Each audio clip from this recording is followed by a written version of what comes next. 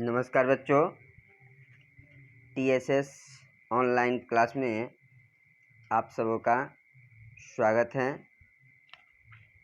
तो बच्चों, जैसा कि आप लोग जानते हैं, मैं श्याम सुंदर सिंह आप लोगों को संस्कृत पठन पाठन के लिए उपस्थित हुआ हूँ।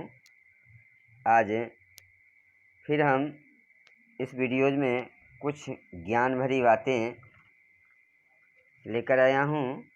तो आप लोग ध्यानपूर्वक श्लोक को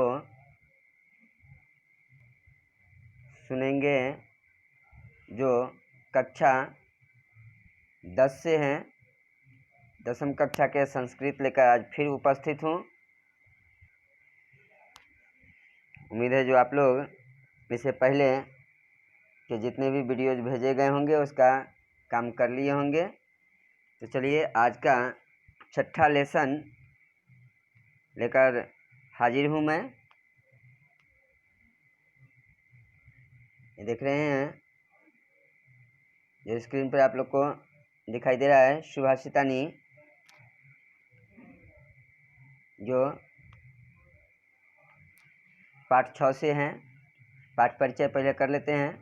तो संस्कृत कृतियों के जिन वाद्य और पद्यों में शाश्वत सत्य और सत्य को आकर्षक ढंग से प्रयुक्त किया गया है, उन पद्यों को सुभाषित कहते हैं। प्रस्तुत पाठ ऐसे 10 सुभाषितों का संग्रह है, यानी 10 श्लोक इस पाठ में हम लोग पढ़ेंगे, जो बहुत ही प्रिय है। यह 10 श्लोक इसमें संग्रहित है। ये संस्कृत के विभिन्न ग्रंथों से संकलित है, मतलब विभिन्न ग्रंथों से लिया गया है। इनमें परिश्रम का महात्म्य, क्रोध का दुष्प्रभाव, सभी वस्तुओं का उपादेयता और बुद्धि की वैशिष्टता आदि विषयों पर प्रकाश डाला गया है बच्चों। तो निश्चित रूप से ये सुभाषित हमारे लिए प्रेरणा का स्रोत होगा, है ना। तो चलते हैं अब श्लोक की ओर। देख रहे हैं स्क्रीन पर श्लोक दिख रहा होगा क्या? आलस्य ही मनुष्याणां शरीरतो महान् रिपुः न स्यात् समोह बंधु कृत्वा न यं नावसीदयति। कहा गया, आलस्य ही मनुष्याणां शरीरतो महान् रिपुः। आलस जो है मनुष्य के शरीर में रहने वाला मनुष्य का सबसे बड़ा दुश्मन है। क्या है? सबसे बड़ा दुश्मन है। न सत्योद्समो बंधु कृत्वा यं नावसीदयति। अर्थात परिश्रम के समान कोई भी बंधु नहीं है, कोई भाई, कोई मित्र नहीं है। अगर आपका सच्चा भाई, सच्चा मित्र, सच्चा बंधु है तो वह आपका परिश्रम है, जिसे करके लोग क्या करते हैं? दुखी नहीं होते हैं। तो बच्चों, हमेशा क्या करना चाहिए? क्या करना चाहिए? तो उद्यम करनी चाहिए, परिश्रम करनी चाहिए। आप लोग अपने शरीर से आलस को दूर भगाओ। जब तक आलस रहेगा आपके शरीर में, तब तक आपको खुशी की प्राप्ति नहीं हो सकती। इसलिए आलस को दूर करो और परिश्रम को अपने शरीर में समावेश करो। चलते हैं श्लोक नंबर 2 में। क्या? गुणी गुणं वेति न वेति निर्गुणो वलि वलं वेति न वेति निर्बलः पिको वसन्तस्य गुणा न वायसः करे च सिंहस्य बलं न मूषिकः। भाव है, गुणी गुणं वेति न वेति निर्गुणो। अतः गुणवान गुण को ही जानता है। जिसके अंदर खुद गुण नहीं है वह दूसरे को गुण को क्या जानेगा? गुणहीन व्यक्ति नहीं जान सकता। तो जिनके पास गुण होता है वही गुण को पहचानते हैं। गुणहीन व्यक्ति जिसमें खुद गुण नहीं हो वह दूसरे को गुण को पहचान नहीं सकते। बली बलं वेति न वेति निर्बलः, और बलवान ही बल को जानते हैं, अशक्त बल को नहीं जान सकता, निर्बल बल को नहीं जान सकता। पिको वसंतस्य गुणं न वायसः, कहा गया वसंत ऋतु के गुण को कोयल ही जानती है, कौआ नहीं। पिको कोयल, वसंत से गुणं, कोयल जो है वसंत के गुण को पहचानती है, जानती है। न वायसः, न कि कौआ। और अगले लाइन में आया जो करे न सिंह से बलं न मूषकः, अर्थात शेर के बल को हाथी नहीं जानता, शेर के बल को हाथी जानता है, चूहा नहीं जानता, है ना। शेर के बल को हाथी जानता है। करी, करी मतलब हाथी। करी च सिंह से बलं,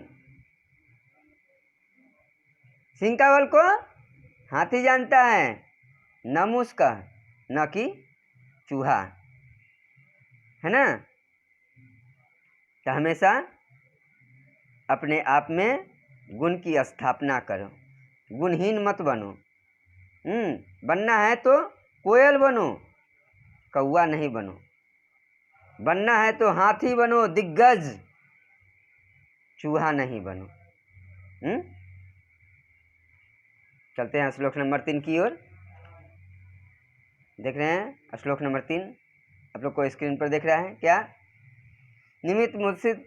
निमित्त मुद्दिश्य ही यह प्रफुट्यति ध्रुवं न तस्या पग्मेः प्रसीदति, आकारं द्वेषी मनुस्पृहो यस्य वै कथं जनस्तं प्रत्योष्यति। कहने का भाव है जो कारण को लक्ष्य करके क्रोधित होता है, जो कारण को जानकर क्रोधित होता है, वह उससे हटकर जाने का निश्चय ही प्रसन्न हो जाता है। अगर लक्ष्य को जान लिया जो यह गलत में जा रहा है, उस पर तुम क्रोधित होते हो, तो तुमको चाहिए जो उसको तुम छोड़ दो, तो तुम्हें प्रसन्नता मिलेगी। जिनका मन अकारण द्वेष करता है, बिना कारण का जिनके मन में द्वेष बना रहता है, ईर्ष्या बना रहता है, वैसे व्यक्ति कभी प्रसन्न नहीं हो सकते, प्रसन्न नहीं करेगा।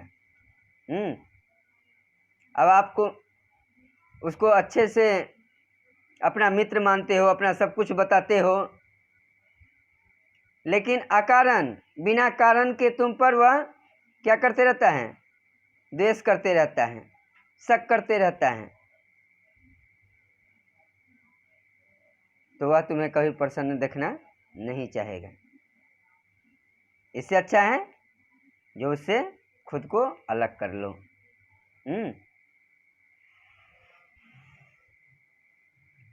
श्लोक नंबर 4 देख रहे हैं आप लोग क्या। उदीरितो अर्थः पशूनापि गृह्यते, हयाश्च नागाश्च वहन्ति बोधिता,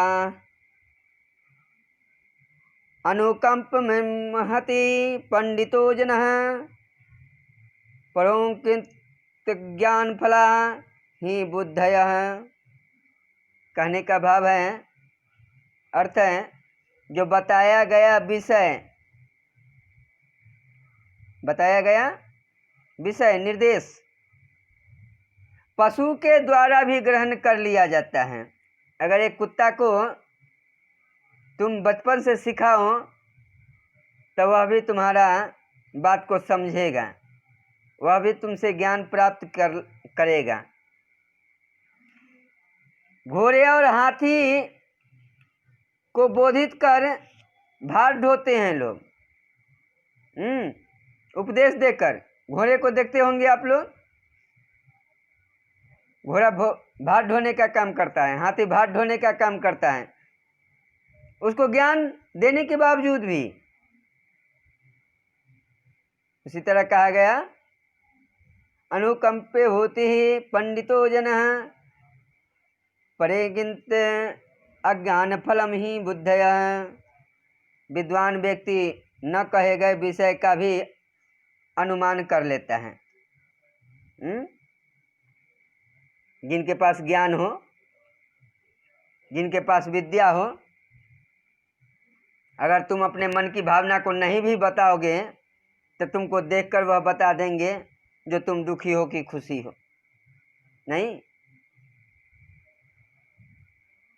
उनके तुम्हारे विषय में उनके अंदर ज्ञान की प्राप्ति हो जाती है, जी हाँ यह दुखी है या यह खुशी है। बुद्धियां दूसरों के द्वारा किए गए संकेत से उत्पन्न ज्ञान रूपी फल को प्राप्त कर लेती है। लेकिन अब में ज्ञान नहीं है तो यह संभव नहीं हो सकता। अर्थात दूसरों के संकेतों से ही गूढ़ विषय को जान लेना चाहिए।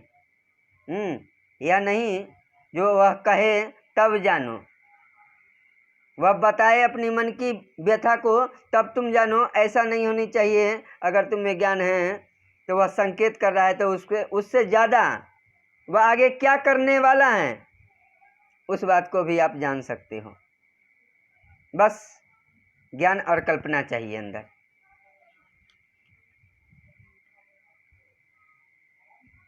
आगे कहा गया क्या, क्रोधो ही शत्रु प्रथम नराणांग देह स्थितो देह विनाशनाय यथा स्थितः काष्ठगतो ही वही स एव देहते शरीरम।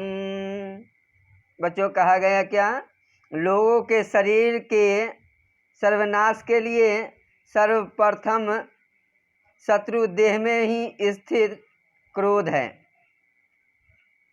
लोग दुश्मन बाहर को कहते हैं, अगर आपके अंदर क्रोध है तो आपके शरीर के अंदर रहने वाला क्रोध ही आपके नाश का कारण बन जाते हैं, आपको ही जला देते हैं। इसलिए सर्वप्रथम क्रोध का त्याग करो।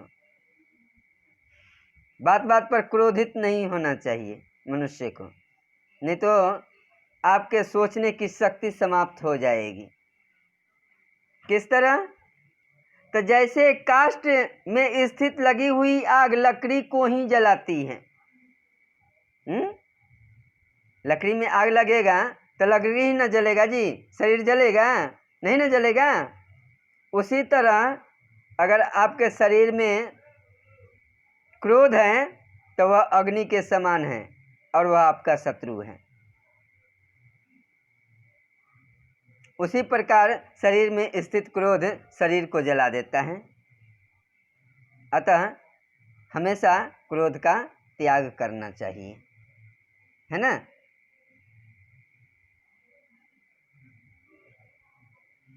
आगे कहा गया क्या,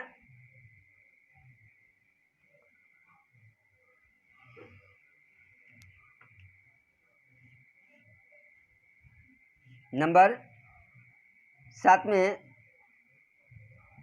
सेवितव्यो महावृक्ष फल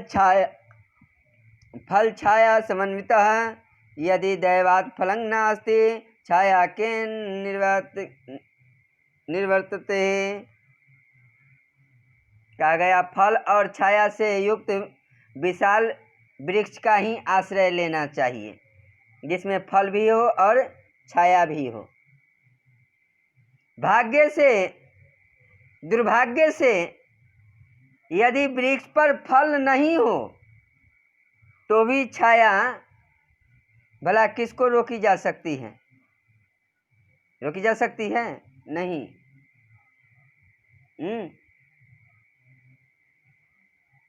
केनम के छाया के निर्वर्तन्ते निर्वार्यते, अर्थात छाया तो आसानी से मिल जाती है। जिस पेड़ में फल नहीं है पेड़ के पास भी जाइएगा, देखते होंगे आप लोग, जो बट में फल नहीं लगता है, उसके खाने योग्य फल होते हैं। पेड़ तो बहुत विशाल होते हैं, लेकिन फल बहुत छोटे होते हैं। तो एक कर्म की बात होती है बच्चों। कर्म से छोटे वृक्ष बड़े फल फलते हैं, और अपने कर्म से विशाल वृक्ष छोटे फल फलते हैं। जैसे कि आप लोगों ने पीपल का पेड़ को देखा होगा, देखिए कितना विशाल होते हैं, लेकिन पेड़, ये फल जो होते हैं उनके बहुत छोटे होते हैं, जो खाने के योग्य नहीं होते हैं। अतः उन्होंने कर्म ही ऐसा किया होगा। आप विशाल बट का पेड़ को ले लीजिए, विशाल तो होते हैं, छायादार होते हैं, घने होते हैं, लेकिन उनके फल खाने युक्त नहीं होते हैं। लेकिन वहीं देख लीजिए, जो तरबूज का एकदम ये पतला सा लत होता है, लेकिन उसका फल देख लीजिए 5 किलो 10 किलो का रहता है। है ना। कदीमा को ले लीजिए, कद्दू को ले लीजिए, यह लत है जिसमें जान नहीं होती, दूसरे के सहारे वह बढ़ते हैं, लेकिन फल बड़े होते हैं। इसलिए अगर किसी का आश्रय लेते हैं तो वैसे व्यक्ति के आश्रय में जाओ जहाँ कुछ प्राप्त कर सको। ऐसे आश्रय में नहीं जाओ जो अपने जीवन को ही बर्बाद कर लो।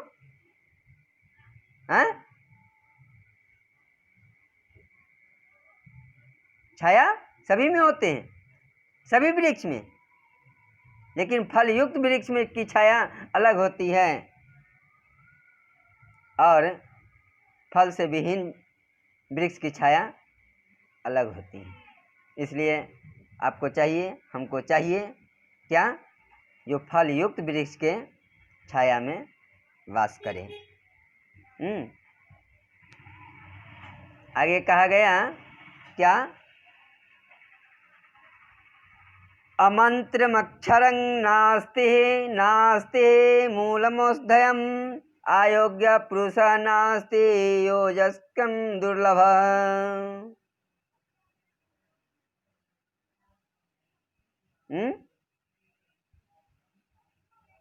क्या कहा गया,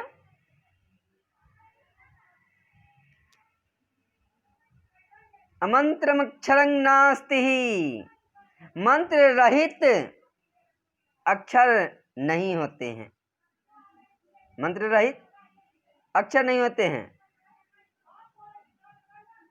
अक्षर वास्तव में औषधि रहित जड़ नहीं होते हैं। अयोग्य पुरुष नहीं होते हैं। वहाँ योजक दुर्लभ होता है, प्रयोग करने वाले दुर्लभ होते हैं। क्या, अमंत्रक्षरं नास्ति मूलमोषधयम्, मतलब मंत्र से रहित अक्षर नहीं होता। जिस अक्षर में मंत्र नहीं तो वह अक्षर व्यर्थ होता है। औषधि रहित जड़ व्यर्थ होता है। जिस जड़ी में जो जड़ दवा का काम न करे वह जड़ बेकार होता है। अयोग्य पुरुष नहीं होता है। जिसमें योग्यता नहीं होती है वैसे पुरुष व्यर्थ होते हैं। वहाँ उनमें योजक मतलब कर्ता, काम करने वाले दुर्लभ हो जाता है। और अगला श्लोक में आ गया क्या, संपत्तो च विपत्तो महामेक रूपता उदेति सविता रक्तो रक्त आस्मे यथा। मतलब भाव है संपत्तो च विपत्तो महामेक रूपता। मनुष्य को संपत्ति और विपत्ति में महापुरुष एक रूपता ही रहते हैं। जो व्यक्ति महापुरुष होते हैं वह दुख और सुख दोनों में एक समान होते हैं। किस तरह, तो जिस तरह सूर्य उदय और अस्त दोनों तांबे के तरह लाल होते हैं। आप लोगों ने सूर्योदय के समय देखिएगा तो वह सूर्य तांबे के तरह लाल देखेंगे, और अस्त के समय देखिएगा तो उस समय भी तांबे के तरह ही लाल होते हैं। उस समय हरा पीला नीला नहीं होते हैं। उस तरह मनुष्य को चाहिए जो सुख और दुख दोनों में एक समान रहे। हाँ, और यह श्लोक तो आप लोगों ने पहले भी कितना बार पढ़ लिया होगा। संपत्तो च विपत्तो महामेक रूपता उदेति, आप लोगों ने उल्टा पढ़ा होगा क्या? उदेति सविता ताम्र ताम्र एवमेति च संपत्तो च विपत्तो महामेक रूपता। इस तरह से आप लोगों ने पढ़ा होगा, लेकिन अभी थोड़ा सा उलट दिया गया। क्या? संपत्तो च विपत्तो महामेक रूपता उदेति सविता रक्तो रक्ता अस्मेव तथा। मतलब मनुष्य को संपत्ति और विपत्ति माने सुख और दुख दोनों में एक समान होने चाहिए। किस तरह? तो जिस तरह सूर्य उदय और अस्त के समय दोनों में लाल दिखते हैं। और बच्चों आज का अंतिम श्लोक है क्या? कोई छुटबो किया है कि न? चलो आज का अंतिम श्लोक पढ़ते हैं। क्या? विचित्रे खलु संसारे नास्ति किंचित् निरर्थकम् अस्वस्थ चेदं धानवे विरह भारतस्य वहे खरः। कहने का भाव है विचित्रे खलु संसारे नास्ति किंचित् निरर्थकम्, इस विचित्र संसार में कुछ भी व्यर्थ नहीं है। इस विचित्र संसार, यह संसार एक समान नहीं है, विचित्र है, बहुरंगा है, अनेक रंग के। क्षण भर में कुछ और सोच होती है, क्षण भर में कुछ और हो जाते हैं। मनुष्य में इस प्रकार की सोच होती है तो संसार की बात तो छोड़ो। नहीं, पहले आप लोगों ने सुना होगा जो गिरगिट अपना रंग बदलता है, सुना है ना, छिपकली रंग बदलता है। लेकिन आजकल के युग में देखेंगे जो मनुष्य भी अपना रंग बदलते हैं। नहीं, आपको कुछ और कहेंगे अभी और 2-4 घंटे के बाद कुछ और कहते हैं। तो चाहिए मनुष्य में क्या होना चाहिए? स्थिरता होनी चाहिए, वजन होनी चाहिए, उनकी बातों में दम होनी चाहिए ना। ऐसा नहीं जो आपकी बोली पर कोई लगाम नहीं हो, ऐसा नहीं होना चाहिए। बिना लगाम का घोड़ा जो होता है वह बेकार होता है, वो कहीं पटक देगा आपको। तो ऐसे आदमी से बच कर रहिए। इसलिए कहा गया इस विचित्र संसार में कुछ भी व्यर्थ नहीं होता, सब सार्थक होते हैं। घोड़ा यदि घोड़े में वीर है तो गधा भार ढोने में वीर है। नहीं, घोड़ा को देखते होंगे जो बहुत तेज दौड़ता है, किसको कहते हैं, कहेंगे आप? वीर। अगर वह घोड़ा तेज दौड़ता है तो गधा भी जो है वह बोझा को ढोता है, और घोड़े से ज्यादा बोझा को ढोता है गधा, है ना। तो बच्चों ये थे हमारे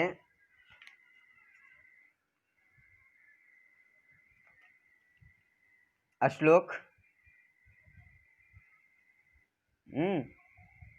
जो समाप्त हुआ।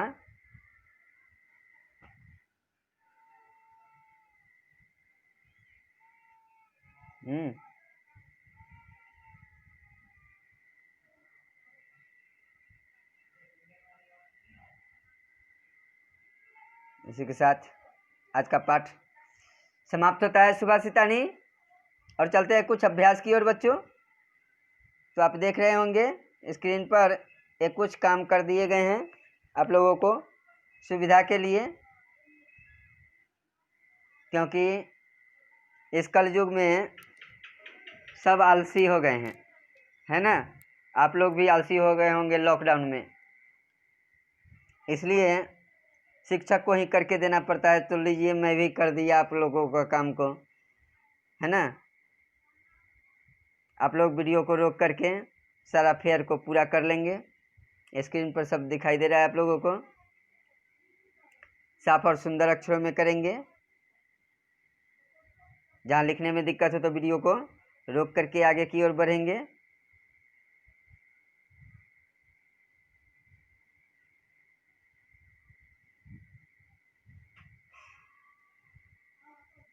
ये संधि विच्छेद भी कर दिया गया है।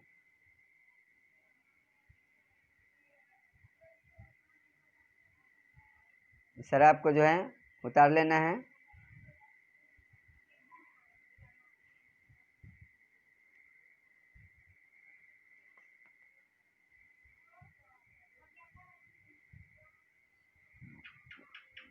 चलते हैं आगे पेज पर।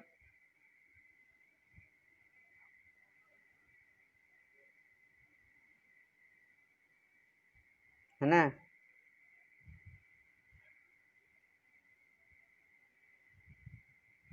अरे बच्चों, इसके शायद कुछ प्रश्न उत्तर थे।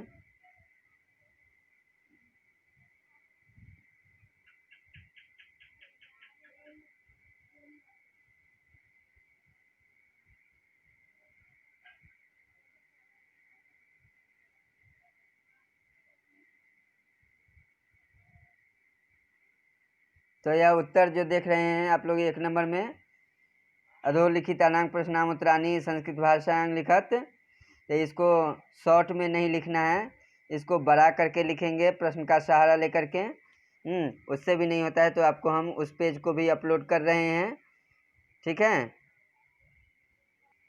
बच्चों, यह कुछ व्याकरण का पेज है जो संधि दिया गया है। आप लोग इसे संधि उतार लेंगे और देख लेंगे अच्छा से, एक नज़र ध्यान से। और जैसा कि मैंने कहा था प्रश्नोत्तर, या प्रश्नोत्तर का भी पेज मैंने आपको दे दिया है। आप लोग इसके अनुसार प्रश्न के उत्तर लिख लेंगे। लिखने में दिक्कत होगा वीडियो को रोक करके लिखेंगे। ये उत्तर दिए गए हैं, खाली जगह का नीचे में भर देना है आपको। तो बच्चों फिर मिलते हैं हम आप लोगों से अगले वीडियो में अगला पाठ को लेकर के। तब तक के लिए दीजिए इजाज़त। घर में रहिए, सुरक्षित रहिए, स्वस्थ रहिए, फेयर करते रहिए, पढ़ते रहिए और याद करते रहिए, परीक्षा की तैयारी करते रहिए। इसी के साथ आज क्लास 10वीं के संस्कृत का लेसन नंबर 6 समाप्त होता है। तब तक के लिए धन्यवाद।